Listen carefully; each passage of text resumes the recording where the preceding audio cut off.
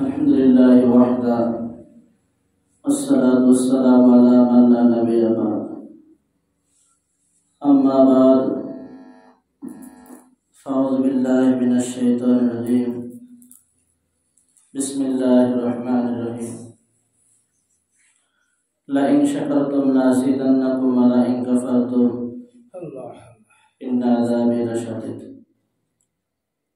وقال النبي صلى الله عليه وسلم قوموا ليلا ونهارا. আমরা সকলে একবার দুরূদ ইব্রাহিম পাঠ করি। আল্লাহুম্মা সাল্লি আলা মুহাম্মাদ ওয়া আলা আলি মুহাম্মাদ কামা সাল্লাইতা আলা ইব্রাহিম ওয়া আলা আলি ইব্রাহিম ইন্নাকা হামিদুম মাজিদ। আল্লাহুম্মা বারিক আলা মুহাম্মাদ ওয়া আলা আলি মুহাম্মাদ কামা বারাকতা আলা ইব্রাহিম ওয়া আলা আলি ইব্রাহিম ইন্নাকা হামিদুম মাজিদ। আলহামদুলিল্লাহ, আল্লাহ তাবারক তাআলার কাছে লাখো কোটি শুকর ও সুজুদ যে রব্বে করিম আপনাকে আমাকে দীর্ঘ একটি বছর পরে হায়াতে তৈয়বা দান কইরা সুস্থ রেখে মালিকের ঘরে আবার সেই পবিত্র রজনীতে আসার তৌফিক দান করছে। এই জন্য দিল থেকে শুকরিয়া আদায় করি, বলি আলহামদুলিল্লাহ। একটি বছর কিন্তু যেন ব্যাপার না, একটি বছর বিশাল লম্বা সময়। কথা বলে ঠিক কি? সাহেব বলতেন যে একটা মানুষ যদি একটা ঘর বানায়, একটা সোল পাতা দিয়ে যদি একটা ঘর বানায়, তাও আশা করা যায় যে 1 বছর থাকবে। কথা বলে ঠিক কি? কিন্তু মানুষ এমন একটা মাখলুকাত আল্লাহ তাআলা বানাইছে, এই হায়াতের কোনো ওয়ারেন্টি আর গ্যারান্টি নাই। দেখতে না দেখতে তাজা মানুষগুলা কিভাবে মারা যাইতেছে। কথা ঠিক? খুব কষ্ট লাগার কথা কি যুবক মানুষ এত অল্প হায়াত মালিক দিল, এতটুকু হায়াত দেয়া আবার দুনিয়ায় পাঠাইছে, আবার এই হায়াতের আবার পরীক্ষা নেয়। কথা ঠিক? এই জন্য মেরে দোস্তর বুজুর্গ, আল্লাহ তাআলা আপনাকে আমাকে ভালোবাসছে, এই জন্য এখনো হায়াতে তৈয়বা দিয়ে বাঁচাই রাখছেন। এই জন্য আপনার আমার এই হায়াতের কদর করা চাই। এই হায়াতের কদর যদি না করতে পারি তাহলে মালিক যে কোনো সময় টান দিতে পারে, কারণ রশি তো তার হাতে, রশি কার হাতে? মালিকের হাতে। হায়াত, মওয়াত, রিজিক, দৌলত এগুলো সব মালিকের হাতে, আল্লাহ তাআলা নিজেই রেখে দিয়েছে। এই জন্য এই রাতটা বড় মহিমায় রাত। প্রতিদিনই আল্লাহ তাআলা প্রতি রজনীতে শেষ ভাগে আল্লাহ তাআলা প্রথম আসমানে চলে আসে। আসমান কয়টা? 7টা। তো 7টা আসমান হাদিসের ভিতরে আসছে যে একটা আসমানের দূরত্ব হলো 500 বছরের রাস্তা। কিরকম ভাবে 500 বছরের রাস্তা? কত দূর, কত বেগে যাইতে হইলে বিদ্যুতের গতি হলো প্রতি সেকেন্ডে 1,86,000 মাইল বেগে চলে। সেকেন্ডে 1,86,000 মাইল বেগে চলে বিদ্যুৎ। তো এই প্রথম আসমান থেকে নিয়ে দ্বিতীয় আসমানে যাইতে হইলে এই গতিতে 500 বছর লাগছে। কয় বছর? 500 বছর। তো এইরকম ভাবে 7টা আসমান আল্লাহ তাআলা প্রথম আসমানে এসে বান্দাদেরকে ডাকাডাকি করতে থাকে। বলেন না সুবহানাল্লাহ। কারণ আমার আল্লাহ তাআলা এই হাত দ্বারা, নিজের হাত দ্বারা এই বনি আদমকে বানাইছে। এই চেহারার ভিতর মালিকের হাত পড়ছে।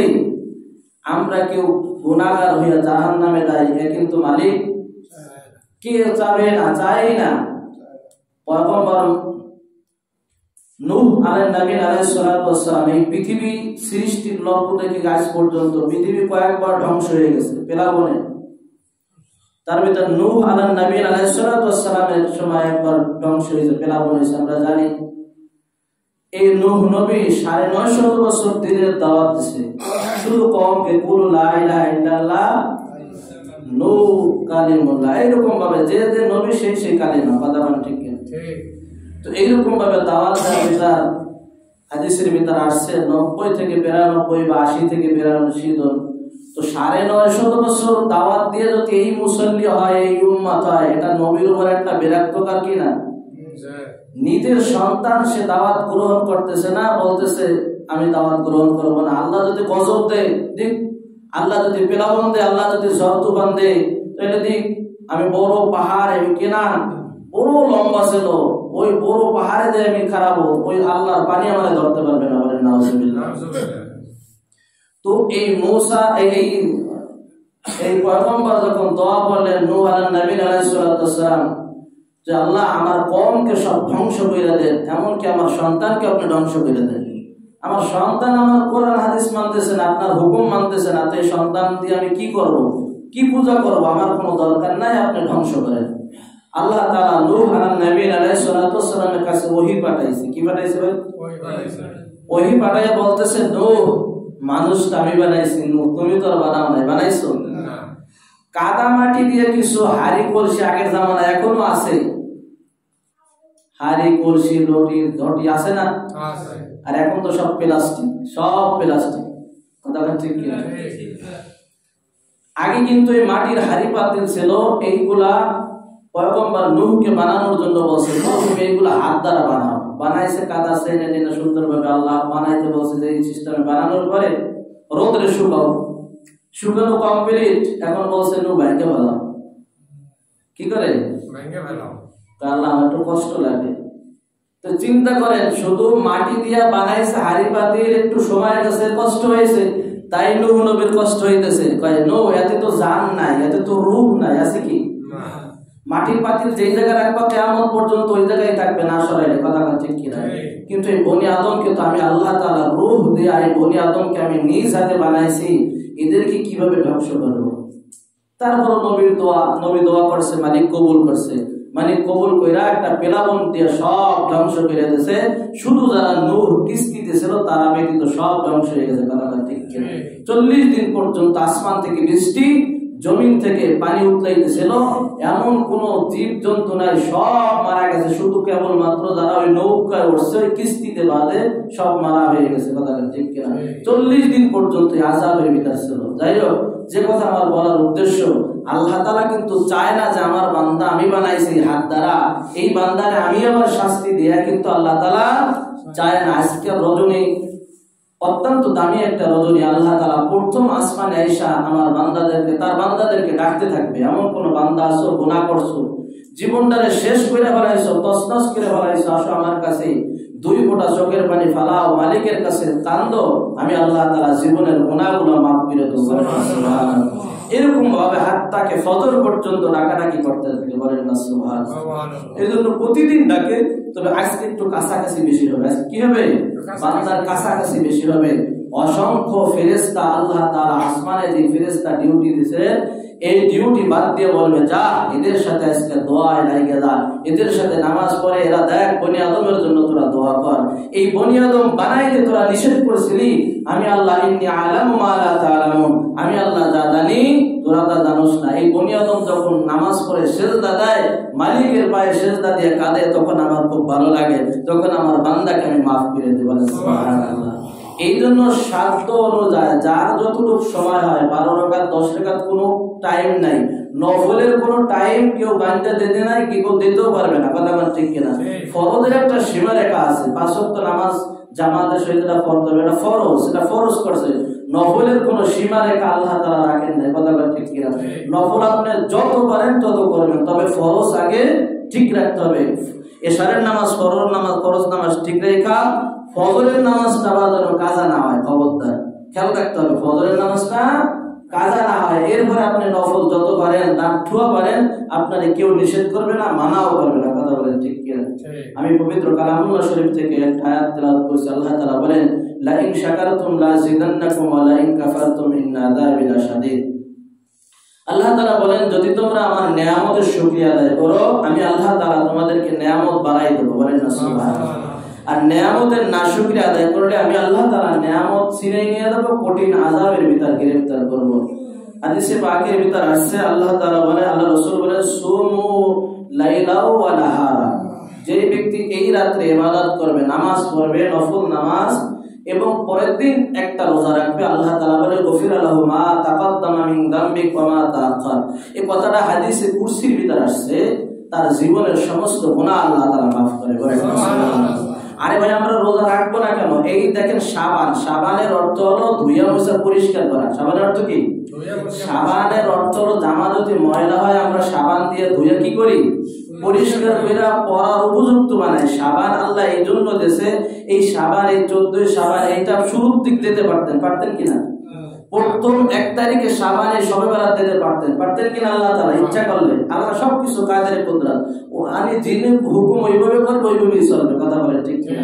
আল্লাহ বলছে না, আমি 15 তারিখ এই জন্য দেওয়ার মানে হলো এরপরে এইটা সবার একটা সামনে জুমা আছে, এইটার দ্বারা সাবান দিয়ে ধুয়ে মুছে পরিষ্কার করবে। কিসের জন্য? রমজানের জন্য। বলেন না সুবহানাল্লাহ। রমজানের প্রস্তুতি গ্রহণ করবে, আর রমজানে ঢুকবে তো পুত পবিত্র হইয়া, আর রমজানটা সুন্দরভাবে কাটাবে। মায়ের পেট থেকে সন্তান ভূমিষ্ঠ হইলে যেমন হয় দুনিয়া আসে, ওর আমল নামায় কোনো নেকিও থাকে না, কোনো গুনাহও থাকে না। আমরা বলি মাসুম বাচ্চা। কি বলি? মাসুম বাচ্চা। আল্লাহ তাআলা ওই বান্দা এবং বান্দীদেরকে মাসুম বাচ্চা পুত পবিত্র বানায়া আবার পাঠায়। বলেন না সুবহানাল্লাহ। জমিনে কি হয়ে যাবে? পবিত্র হয়ে যাবে, ওর গায়ে কোনো নাপাকি লাগবে না। বলেন না সুবহানাল্লাহ। আল্লাহ তাআলাই বলতেছে। তো আমরা রোজা কেন রাখবো? আমার আল্লাহ তাআলা সারাটা জীবন রোজা। মালিক কি? সারা জীবন রোজা। না সকালবেলা আজকে আমি বাজারে এসে আপনি তেল বাগদি পরাটা রুটি খাইছে নাকি? আমার না, আবার আল্লাহ তাআলা বলতেছে আমি সারাটা জীবন রোজা। বলেন না সুবহানাল্লাহ। তো এই রোজার দ্বারা কি হবে? লাআল্লাকুম তাত্তাকুন। এই রোজার দ্বারা আল্লাহ তাআলা নৈকট্য লাভ করে। বলেন না সুবহানাল্লাহ। পৃথিবীতে আমরা যত আমল দেখি, নামাজ, রোজা, এই যত আমল আছে, হজ, যাকাত, দান, সাদকা, যত ইবাদত আছে, সমস্ত ইবাদত, এই ইবাদতগুলো আল্লাহ তাআলা ফেরেশতার মাধ্যমে সওয়াব দান করবে, ফেরেশতা দিয়ে বন্টন করবে। কি করবে? ফেরেশতা দিয়ে। কিন্তু একটা ইবাদতের কথা আমার আল্লাহ তাআলা বলেন, যেই ব্যক্তি আল্লাহর জন্য রোজা রাখবে এই পুরস্কার আমি আল্লাহ তাআলা নিজ হাতে দেব। সুবহানাল্লাহ। তো বলেন তো মালিক যদি আমাকে বানাইছে আর মালিক আমাকে পুরস্কার দেয়, তাহলে কম দেবে না বেশি দেবে? অবশ্যই বেশি দেবে। কি বেশি দেবে? মালিক বলতেছে ওই সমুদ্রের ভিতরে বড় বড় মৎস্য আছে, বড় বড় মাছ আছে, এই মাছের কলিজা ভুনা কইরা হালুয়া বানায়া রুটি দিয়া মালিক আমাকে 500 বছর খানা খায় দেবে। সুবহানাল্লাহ। তো যে মালিক আপনাকে আমাকে বানাইলো, এই মালিক যদি আপনার মুখে লোকমা উঠাই দেয়, এর চাইতে দামি জিনিস আর আছে না। জান্নাতে আপনি সব পাইবেন, যা চাইবেন তা পাইবেন, যা না চাইবেন তাও পাইবেন, সব দেবে। কিন্তু বলেন যদি মালিকের দিদার না হয় তাহলে ওই জান্নাতটা কি জাহান্নাম হবে কিনা? ওই জান্নাতটা জান্নাত থাকবে, ওই জান্নাতটা কেমন যেন একটা জাহান্নাম হয়ে যাইবে। পক্ষান্তরে মালিক আমারে কিচ্ছু দিল না জান্নাতের ভিতর, কিন্তু মালিক আমার সাথে দেখা করলো, মালিকের দিদার আমার হয়ে গেল। তো ওই জান্নাতের সব নেয়ামতের চাইতে বড় নেয়ামত হইল মালিকের দিদার। বলেন না সুবহানাল্লাহ। এই জন্য মেরে দোস্ত আর বুজুর্গ, সামনের মাহে রমজান মাস আসতেছে, আমাদের স্বাগতম জানাইতেছে। ও দোস্ত, জান্নাতের দরজাগুলো সুসজ্জিত করা হইতেছে, জাহান্নামের দরজাগুলো আস্তে আস্তে বন্ধ হইতেছে। কথা বলেন ঠিক কিনা? সব আলোচনা ধারাবাহিকভাবে আসতে থাকবে ইনশাআল্লাহ। প্রথম রমজান থেকে নিয়ে প্রত্যেক হুরদেরকে আল্লাহ তাআলা বলতে থাকে, হে হুর আজকে আরেকখান কাপড় পর। এইভাবে সাজায়। আল্লাহ কার জন্য সাজবো? তোর নওয়াজ আসতেছে সামনে রমজান। বলেন না সুবহানাল্লাহ। নওয়াজ আসতেছে, সাজুগুজু কর। জান্নাতের ভিতরে যখন যাবো আল্লাহু আকবার, তখন আফসোস থাকবে না, সব আফসোস মিটা যাবে। শুধু একটা আফসোস থাকবে, ওই আফসোসটা যে হায়াতটা আমি অবহেলায় দুনিয়ায় কাটাইছি। কি করছি? অবহেলায় হায়াতটা দুনিয়ায় কাটাইছি। কারণ এই দুনিয়া থাকার জায়গা না, আমরা কেউ থাকতে পারবো না, কেউ থাকার জন্য আসিও নাই। কথা বলেন ঠিক কি? যদি থাকতো বাবা আদম থেকে নিয়ে আজ পর্যন্ত যদি মানুষ থাকতো, পৃথিবীতে ধরতো না, পৃথিবীতে ধরতো না। আল্লাহ তাআলা একটা নিজাম এইভাবে রাখছে, যতটা রূহ আল্লাহ তাআলা পাঠাইবে সমস্ত রূহ কিন্তু একসাথে বানানো হয়ে গেছে। কথা বলে ঠিক কিনা? এইটা আল্লাহ তাআলা ধারাবাহিকভাবে পাঠাইতেছে। কিছু মানুষ মরতেছে, কিছু মানুষ আবার হইতেছে, এইভাবে কিয়ামত পর্যন্ত থাকবে আর চলতেই থাকবে। এজন্য মেরে দোস্ত আর বুজুর্গ, দুনিয়ায় থাকার জায়গা না, আমরা কেউ থাকতে পারবো না। তবে যত সময় থাকবো মালিকের রাজি খুশি অনুযায়ী থাকার চেষ্টা করবো। কথা বলে ঠিক? আল্লাহু আকবার। আজ পবিত্র শবে বারাত, আল্লাহু আকবার। শাবানের 14তম রাত্র, এই রাত্র যে ব্যক্তি আল্লাহ তাআলাকে রাজি করতে পারবে, আল্লাহ তাআলা বলেন আমি জীবনের গুনাহগুলো maaf করে তারে পবিত্র কইরা দিয়ে দেব। বলেন সুবহানাল্লাহ। এই রাতে নফল নামাজ বেশি বেশি পড়ব, নফল নামাজ পড়ব, যতটা সাধ্য অনুযায়ী হয় ততটা পড়ব। বসে থাকলে পিছনে আমরা কাজা নামাজ পড়ব, কমাস কম আজকে যেহেতু জুমা আমরা অনেকেই পড়ছি কিনা, যেহেতু আজকে শুক্রবার গেছে, দেখেন নূরুন আলা নূর, আল্লাহ তাআলা দুইটা বরকত দান করছে, এক তো শুক্রবার, এক তো কি শুক্রবার। কত সুন্দর দিন আল্লাহ তাআলা এই পৃথিবীটা সাজাইছে শুক্রবার। কি বলে পৃথিবীটা বানাইছে আল্লাহ তাআলা শুক্রবার, আর এই পৃথিবী ধ্বংস করবে ওই দিন শুক্রবার। তো আজকের দিনটাও কি বার? শুক্রবার। এই দিনে আবার শবে বরাত। আল্লাহু আকবার। দুইটা নিয়ামত আল্লাহ তাআলা আমাদেরকে দান করছে। আর মানে কি আল্লাহ তাআলা আপনাকে আমাকে ভালোবাসে, এই ভালোবাসা চায়, কথাটা ঠিক কিনা? ইবাদতের মাধ্যমে আল্লাহ তাআলার সাথে ভালোবাসা হয়। 14 ফেব্রুয়ারি ফুল আর ভালোবাসা ওইগুলো ভালোবাসা না, নামাজ দিয়ে মালিকের ভালোবাসা করা যায়, কথাটা ঠিক। এইজন্য কি করব, বেশি বেশি আমরা ইবাদত বন্দী করব, কমাস কম আজকে আমরা কাজা নামাজগুলো আদায় করব। পিছে যেমন অনেকে ফজরের নামাজ পড়ে নাই, আজকে নিয়ত করব আজকের দিনের ফজরের 2 রাকাত কাজা নামাজ আদায় করতেছি, আল্লাহু আকবার। এরপরে যোহর তো বললাম, যোহর যেহেতু জুমা, আসরে অনেকে পড়ে নাই, মাগরিবে পড়ে নাই, এশা আবার অনেকে পড়বে, কথাটা ঠিক কিনা? এই কাজা নামাজগুলো আমরা যখন আদায় করব তখন আল্লাহ তাআলা হয়তো পারে এই কাজা নামাজের ওসিলা করেও আপনাকে maaf করতে পারেন। আজকে একটা সুযোগ আছে ইবাদত করার, কি সুযোগ? আজকে রাত ছোঁয়া সুযোগ, ইবাদত যত পারেন। ভাই জীবনে কত রাত এদিক ওদিক কাটাইছেন কিনা? একটা রাত যদি মালিকের সাথে কাটাইতে পারেন, বলতে পারবেন তো আল্লাহ এই সময়টুকু আমি মসজিদে কাটাইছি, এই সময়টুকু নিরিবিলি এক জায়গায় যে তোমাকে আমি ডাকাডাকি করছি, মালিক তুমি এই ওসিলা কইরা হইলো আমাকে তুমি maaf করো। বলেন ওই তো বলছি প্রথমে আল্লাহ তাআলা সুযোগ খুঁজবে, আল্লাহ তাআলা বান্দাকে maaf করার জন্য ওসিলা তালাশ করবে, বাহানা তালাশ করবে। তো এই রাতে একদিন গভীর রজনীতে হুজুর সাল্লাল্লাহু আলাইহি ওয়াসাল্লাম আম্মা জান আয়েশা রাদিয়াল্লাহু তাআলা আনহার বিছানায় ঘুমানো। কোথায় ঘুমানো? আয়েশা রাদিয়াল্লাহু তাআলা বিছানায়। হঠাৎ আয়েশা রাদিয়াল্লাহু তাআলা আনহা ঘুম থেকে চেতন পেয়ে দেখে যে বিশ্বনবী আমার কাছে নাই। কোথায় চল? বিশ্বনবীকে খোঁজার জন্য মসজিদে নববীতে তালাশ করলো, মসজিদে নববীতে পাইল না। আল্লাহু আকবার। তালাশ করতে করতে আল্লাহু আকবার কবরের পাশে যায়, জান্নাতুল বাকির কাছে যায় কান্নাকাটি করতেছে। আমার হাবিব কাঁদতেছে আর বলতেছে, আল্লাহ মহিমায় রজনীত সকলকে তুমি maaf করো আল্লাহ। এই কবরে যারা ঘুমায় রয়েছে এরাও আমার মতো মানুষ ছিল, কথা কান ঠিক কিনা?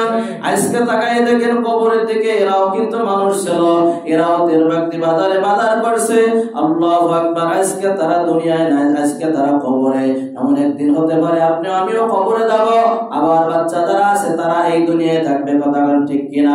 হাবিবে কিবরিয়া জনাবে মুহাম্মদুর রাসূলুল্লাহ সাল্লাল্লাহু আলাইহি ওয়াসাল্লাম হাওমা কইরা কাঁদতেছে জান্নাতুল বাকিতে যায়। আম্মা জান আয়েশা রাদিয়াল্লাহু তাআলা আনহা বলতেছে, ইয়া রাসূলুল্লাহ, ইয়া হাবিবাল্লাহ, আপনি কাঁদতেছেন কেন? কান্দার কারণ কি? আয়েশা তুমি কি জানো আজকে কি রজনী, কি রাত আজকে? আল্লাহু আলামু, আল্লাহ এবং আল্লাহ রাসূল ভালো জানে। বলেন না সুবহানাল্লাহ। আমি জানি না রাত সম্পর্কে, আল্লাহ রাসূল ভালো জানে, আল্লাহ তাআলা ভালো জানে। আজকে নিসফ শাবান, আজকে শবে বরাতের রাত। আল্লাহ তাআলা ওয়াদা করেছে আজকে সকলকে maaf করবে, শুধুমাত্র 2 শ্রেণীর মানুষকে ছাড়া। আল্লাহ তাআলার ওয়াদা, আল্লাহ তাআলা সকলকে আজকে maaf করবে। এক শ্রেণীকে maaf করবে না, যার ভিতর হিংসা থাকবে, যার ভিতর বিন্দু পরিমাণ হিংসা থাকবে, ওই হিংসুক ব্যক্তিকে আমার আল্লাহ তাআলা আজ এই পবিত্র রজনীতে maaf করবে না। কারণ আল্লাহ রাসূল বলে হিংসা হলো একটা আল্লাহর চাদর, যে ব্যক্তি হিংসা করলো আল্লাহ এবং রাসূলের চাদর নিয়ে যেন সেটা আছড়া করলো। বলেন নাউজুবিল্লাহ। হিংসুক রেখে আল্লাহ তাআলা maaf করবে না। 2 নম্বর ব্যক্তি হলো যে ব্যক্তি মদ খায়, নেশাগ্রস্ত, এই ব্যক্তিকে আল্লাহ তাআলা এই রজনীতে maaf করবে না।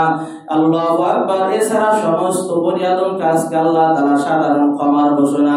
এইজন্য আয়েশা আমি কবরের পাশে আয়েশা আমার উম্মতের জন্য দোয়া করতেছি, কান্নাকাটি করতেছি। দোস্ত যারা পারি, যাদের সুযোগ আছে, আজকে মার কবরের পাশে দাঁড়িয়ে একটু কাঁদবো।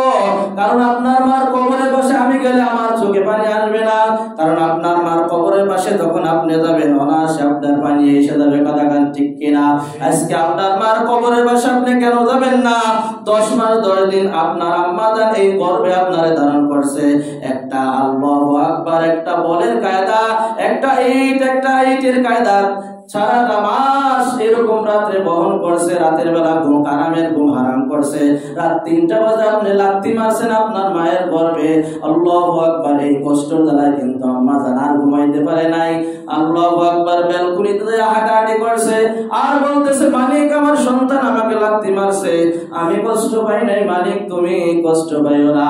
কতটা রাত এরকম কাটাইছে যুবক, তুমি কি জানো? তুমি জানো না, তোমাকে আমি বুঝাইতে পারবো না। আজ তোমার মা আজকে অন্ধকার কবর আজকে তাকাই রয়েছে, আমার সন্তান আমার জন্য কি করবে। যদি সুযোগ থাকে, সময় থাকে, মায়ের কবরের পাশে দাও, দেয় সূরা ইখলাস কইরা, নাস ফালাক কইরা দোয়া করো মালিকের কাছে। অবশ্যই অবশ্যই কসম আল্লাহ, তোমার মাকে আল্লাহ তাআলা এই রাত্রে maaf করবে। তোমার বাপের কবরের পাশে দাঁড়াবো। ভাই কেন দাঁড়াবো? ভাই আমার বাপ ছোটবেলা থেকে আমাকে লালন পালন করছে, মাদ্রাসায় পড়াইছে, কত কষ্ট করছে, পরে জমিতে কিষান দিয়ে আমাকে পরীক্ষার টাকা দিয়েছে, মা আমাকে ডিম বেচার টাকা দিয়ে পরীক্ষার ফি দিয়েছে, এটা আমার ভালো করে মনে আছে। এই মা আজকে, এই বাবা আজকে কবরে গেছে, এই কবরের পাশে তুমি যখন যাবা, এই স্মৃতিগুলো যখন তোমার মনে পড়বে, অনাসে তোমার কাঁদা লাগবে না, চোখের থেকে পানি আসবে। ইবুকু ইবুকু ফাইল্লাম তাবুকু ফাতাবাকু। যখন কবরের পাশে যায় কাঁদবা, আল্লাহ তাআলা এই চোখের পানি কোনোদিন তোমার ফেরত দেবে না। কথা ঠিক কি না? আমরা জানি গাভীর ওলান থেকে যখন দুধ বের হয়, হোক সেটা মেশিনের মাধ্যমে, হোক সেটা হাতের মাধ্যমে, পৃথিবীতে কোনো গবেষক নাই, কোনো বিজ্ঞান নাই যে পরবর্তীতে এই দুধ আবার ওই মানের ভিতর ঢুকাই দেবে, এমন কোনো শক্তি নাই। আছে কি বাবা বলেন? কোনো শক্তি নাই।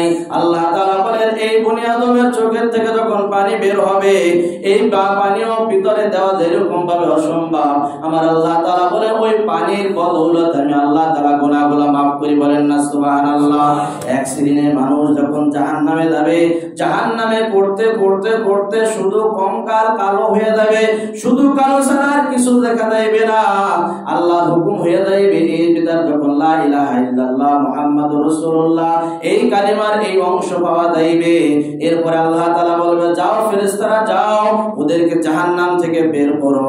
জাহান্নাম থেকে বের করার পরে আবে হায়াতের ভিতরে একটা চুপনি দাও, চুপনি দিয়া এদের চেহারা আবার পরিপূর্ণভাবে স্বাভাবিক হয়ে যাবে। কথা ঠিক কিনা?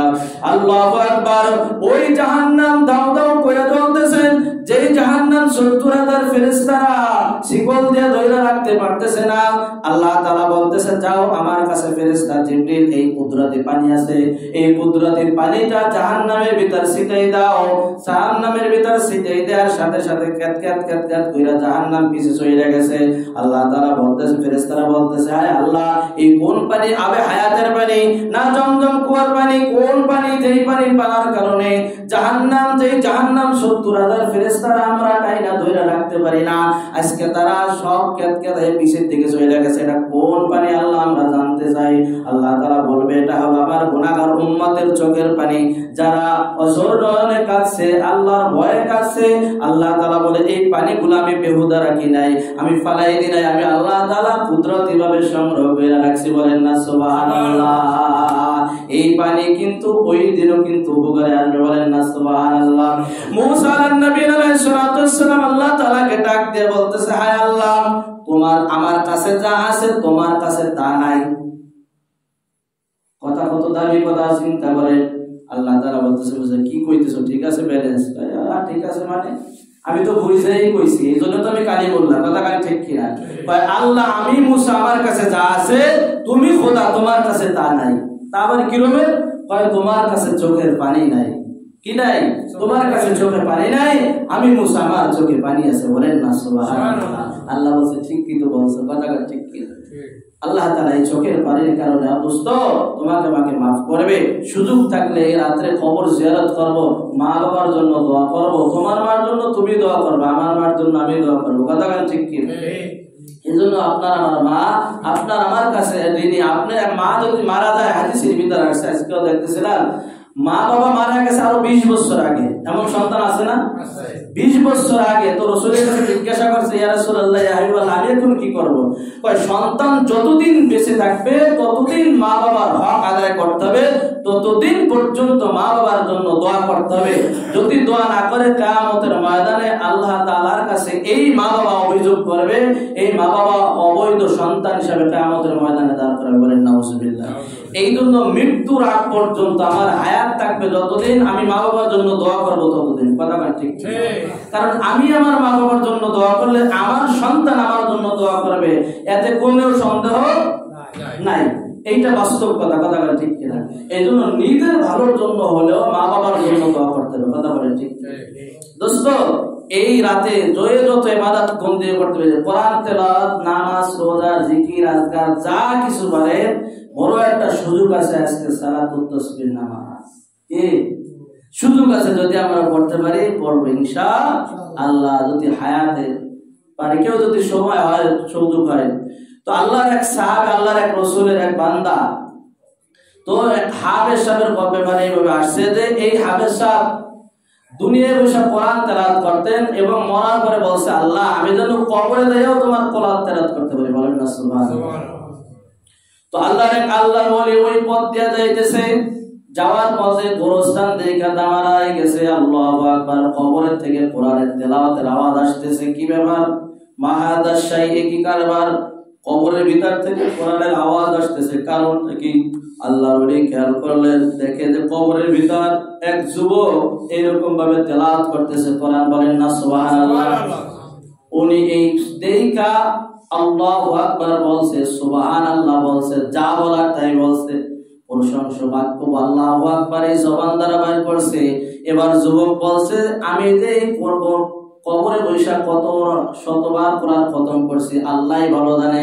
হে আল্লাহর ওলি, আপনার কাছে একটা দাবি, আপনি যে একবার সুবহানাল্লাহ বলছেন, ওই সুবহানাল্লাহর সওয়াবটা আমারে দেবেন, আর আমি যতবার কোরআন খতম করছি এই সওয়াবটা আপনাকে দেব, আপনি কি নেবেন?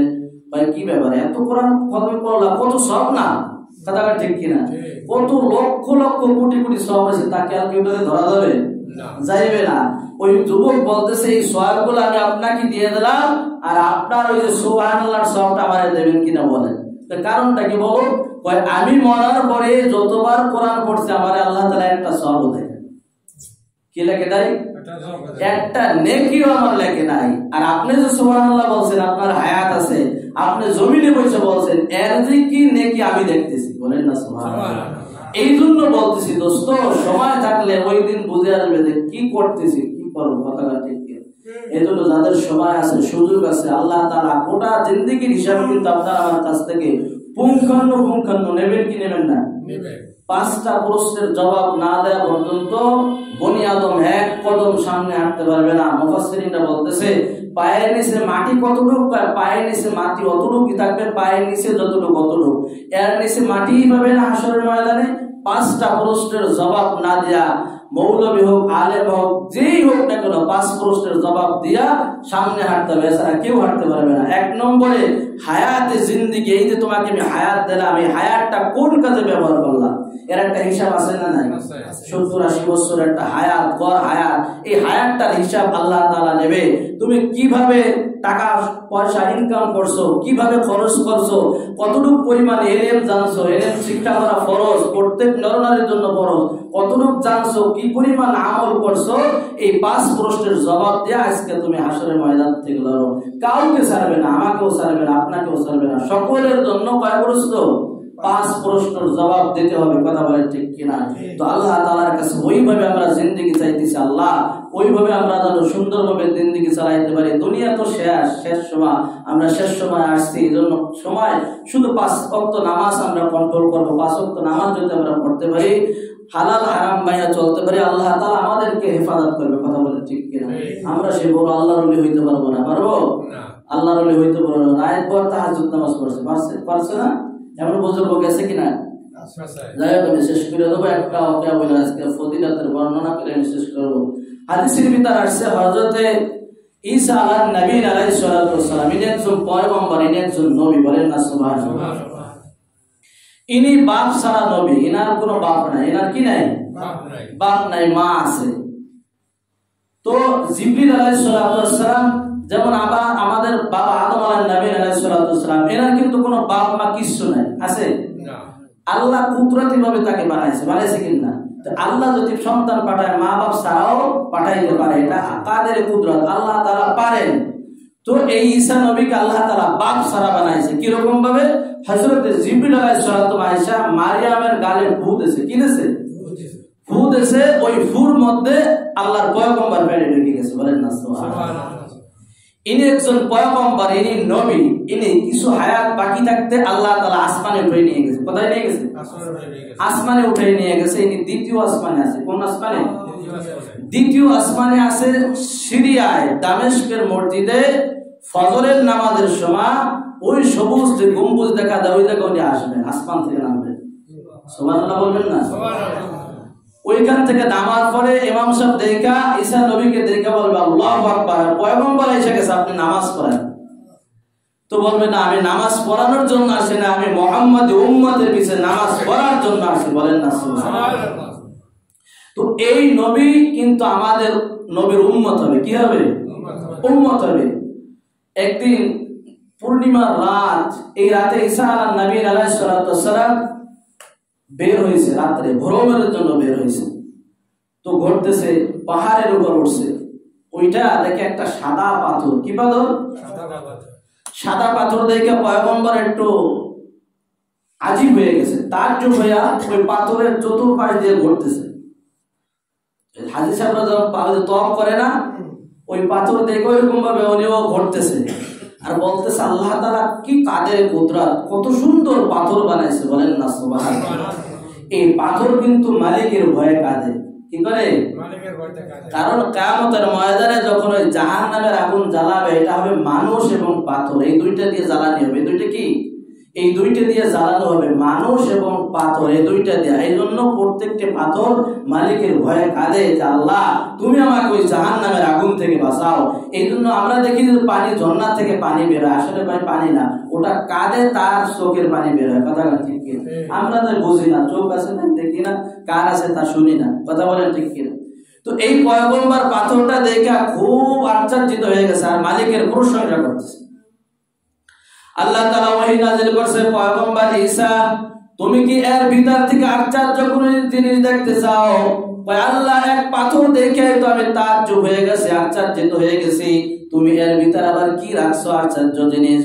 পয়গম্বর তোমার হাতে যে লাঠি আছে, মুজিজার লাঠি, এই লাঠি বাবা আদম থেকে নিয়া তোমার পর্যন্ত আছে, তোমার পর্যন্ত না, শেষ নবী বিশ্ব নবী জনাবে মুহাম্মদুর রাসূলুল্লাহ সাল্লাল্লাহু আলাইহি ওয়াসাল্লাম পর্যন্ত আসছে। এই নবী মুসা আলাইহিস সালামকে লাঠি দেওয়া হয়েছিল, এই লাঠিটা ছিল মুজিজার লাঠি। এই মুজিজার লাঠি দিয়া তুমি পাথরের উপর আঘাত করো, দেখো আমি কি বের করি ওর ভিতর থেকে। আল্লাহু আকবার, বিসমিল্লাহির রহমানির রহিম বইলা ওই পাথরের উপর আঘাত করছে। আঘাত করার সাথে সাথে একজন যুবক বের হয়ে আসছে। সুবহানাল্লাহ। পাথরের ভিতর কি না? যুবক। এই যুবককে দেখে আরো আশ্চর্যিত হয়ে গেল যে পাথরের ভিতর যুবক কিভাবে ঢুকলো। প্রশ্ন আসে কিনা? যুবক তুমি কি জিন না মানুষ? আমি মানুষ, আমি বনি আদমের সন্তান, বলেন না সুবহানাল্লাহ। তুমি এই জায়গা কিভাবে আসলা আর কতদিন এখানে আসো? আমি আল্লাহ তাআলার ইবাদত করতেছি 400 বছর। কতদিন? 400 বছর। এই প্রত্যেকটি কথা শুনতেছে পয়গম্বর ঈসা, তাজ্জুব হইতেছে, এটা কি সম্ভব? 400 বছর পর্যন্ত পাথরের ভিতর গোপনে গোপনে মালিকের প্রেম করে। চিন্তা করেন তো। তুমি খাও কি? খাবারের সময় হইলে আল্লাহ তাআলা জান্নাত থেকে আমার খাবার পাঠাই দেয়, বা এক আঙ্গুল থেকে মধু আর এক আঙ্গুল থেকে দুধ বের হয়, বলেন না সুবহানাল্লাহ। বিজ্ঞান সায়েন্স বলতেছে একটা সন্তান যখন দুনিয়াতে আসবে, আসার থেকে নিয়ে যতদিন বাঁচুক, 100 বছর যদি বাঁচে, ওরে কোনো খাবার বাদ দিয়া যদি শুধুমাত্র দুধ খাওয়াইয়া বাঁচায়, তো ওর শেষ পর্যন্ত বেঁচে থাকে, বলেন না সুবহানাল্লাহ।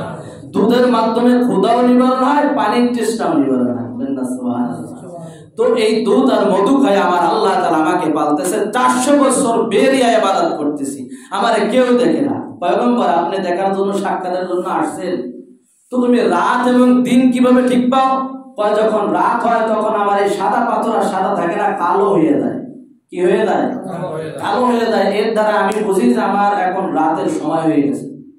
দিন কিভাবে বলতো? দিন যখন শুভে সাদেক হয়ে যায়, সকাল হয়ে যায়, তখন আস্তে আস্তে করে আমার এই পাথরটা সাদা হয়ে যায়, পরিষ্কার হয়ে যায়, আমি বুঝি এখন দিন হয়ে গেছে, বলেন না সুবহানাল্লাহ। আল্লাহু আকবার। এইটা দেখে আরো আশ্চর্যিত হয়ে গেছে যে একটা মানুষ 400 বছর পর্যন্ত বেরিয়ে ইবাদত করতেছে একমাত্র আল্লাহর জন্য, খাস দিলে কোনো মানুষকে দেখানোর জন্য না। অনেক মানুষ আছে কিয়ামতের ময়দানে নামাজ পড়ছে, রোজা রয়েছে, হজ করছে, যাকাত দিয়েছে, হাজারো ভালো কাজ করছে, এরপরে যাবে জাহান্নামে। কথা কান ঠিক কিনা? হাদিসের ভিতর মুসলিম শরীফের সরাসরি হাদিস আছে কিয়ামতের ময়দানে 2 শ্রেণীর 3 শ্রেণীর মানুষকে দিয়া হিসাব শুরু করবে। কয় শ্রেণীর মানুষ? 3 শ্রেণীর মানুষ। 1 নম্বরে আলেমকে ডাকা হবে, 2 নম্বরকে শহীদকে ডাকা হবে, 3 নম্বরকে দানবীর, যে ব্যক্তি দান করত, এই 3 ব্যক্তিকে জিজ্ঞাসা করা হবে। আলেমকে জিজ্ঞাসা করবে কোন কারণে এলেম শিক্ষা করছালা? আল্লাহ তোমার রাজি খুশি করার জন্য। তুমি মিথ্যা বলছো, তুমি আলেম হইছালা, এই জন্য মানুষ তোমাকে আলেম বলবে, মানুষ তোমাকে ওয়াজিন বলবে, মানুষ তোমাকে বক্তা বলবে, এই জন্য তুমি হইছালা। যাও, সেটা পাইছো, তুমি এখন জাহান্নামে যাও। বলেন নাউজুবিল্লাহ।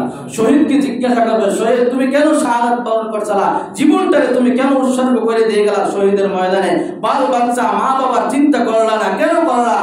আল্লাহ তোমার দিন দুনিয়ায় কায়েম করার জন্য আমি আল্লাহর রাস্তায় শহীদ হয়েছি। কাজ্জাবতু, তুই মিথ্যা বলছো। যা, তোরে মানুষ শহীদ বলবে, তোকে মানুষ বীর পুরুষ বলবে, এইটার জন্য তুই দুনিয়ায় করছস। ইন্নামাল আমালু বিন্নিয়াত, নিয়তের মালিক আমি আল্লাহ, তোর নিয়তের দিকে আমি সবসময় তাকাই রয়েছি, সেটা পাইয়ে গেছো, যা তুই এখন জাহান্নামে যা। বলেন নাউজুবিল্লাহ। এবার একজন দানশীল, বড় দানশীল, গোপনে গোপনে অনেক দান করে, এই দানশীলকে ডাকবে যে এত সম্পদ আমি আল্লাহ তাআলা তোমাকে দিলাম, আর এই সম্পদগুলো আল্লাহর রাস্তায় তুমি ব্যয় করলা, কোন নিয়তে করলা? কয় আল্লাহ আমি করছি একমাত্র তোমাকে রাজি খুশি করার জন্য। কয় মিথ্যা বলছস, তোর অন্তরের খবর আমি জানি, তোরে বড় মানুষ দানবীর বলে, দানবীর বলবে। কথা কান ঠিক কিনা?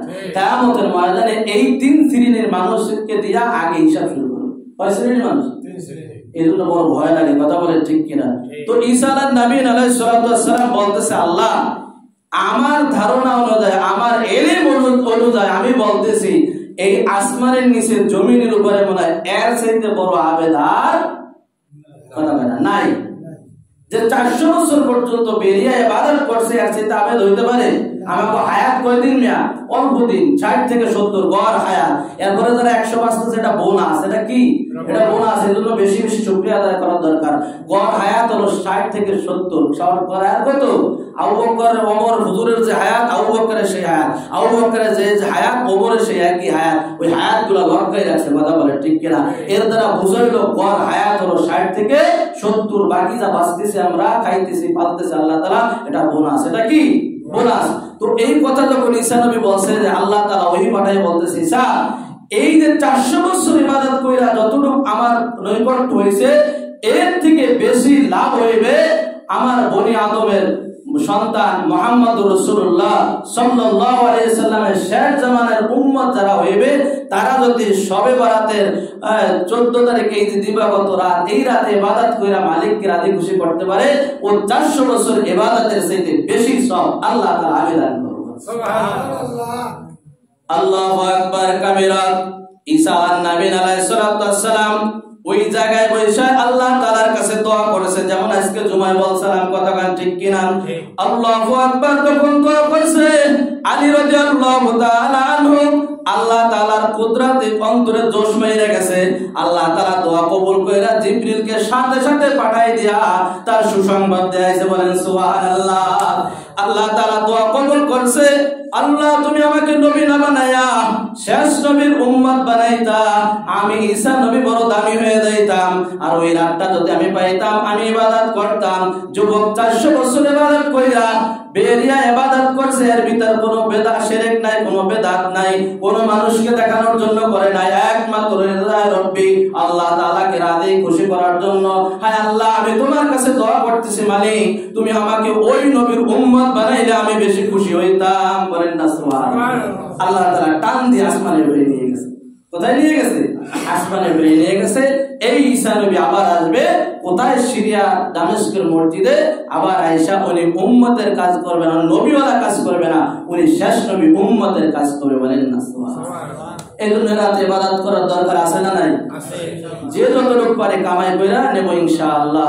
আল্লাহ তাআলা আমাদের তৌফিক দান করুন। বলেন আমিন। ঈশার নামাজ পড়া হবে, এরপরে সুন্নাত পড়া হবে, এরপরে আমরা নফলের নিয়াত করব। 2 রাকাত কইরা নামাজ পড়ব। 12 রাকাত কোনো দলিল না, হাদিস না, সে আমরা সবাই জানি, কথা বলছি ঠিক কিনা? যে যতটুকু পারি পড়ার পরে বসবো, দোয়া করা হবে, মা বাবার জন্য খাস করে দোয়া করা হবে। এরপরে যদি চাই আমরা হুজুর রাতভর আমরা মসজিদে থাকবো, ইবাদত করা কোনো সমস্যা নাই, বা হুজুর আমি বাসায় যাবো, বাসায় ইবাদত করবো, মালিকরে ডাকবো, কোনো সমস্যা নাই, কথা বলছি ঠিক কিনা?